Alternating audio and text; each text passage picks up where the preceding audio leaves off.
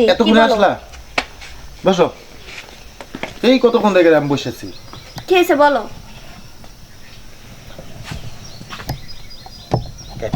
Action.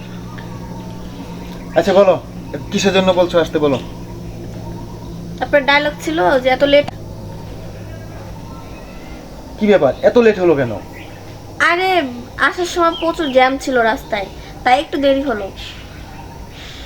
আচ্ছা ঠিক আছে, এখন বলো কিসের জন্য আসতে বলছো। আসলে তোমাকে ডাকার কারণ হলো এই যে অনেক দিনই তো হলো আমাদের রিলেশন, তাই না? হ্যাঁ। তো আমরা বিয়ে করব কবে? আরে বিয়ে নিয়ে তো পাগল হচ্ছ কেন? করবো তো, আমি কি না করছি?